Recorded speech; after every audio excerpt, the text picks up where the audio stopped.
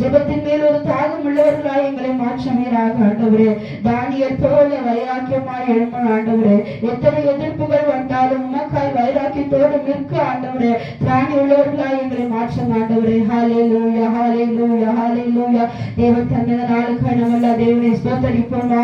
ஸ்தோத்திரம், ஸ்தோத்திரம், ஸ்தோத்திரம், ஸ்தோத்திரம், ஸ்தோத்திரம். இந்த நாளிலும் கூட கர்த்தர் தாமே தொடக்கம் மட்டும் முடியும்படி நம்முடைய பிரசன்னம் நம்மத்தில் ஆட்கொள்ளும்படியானவல்ல தேவனாய் கர்த்தரை ஸ்தோத்தரிப்போமா.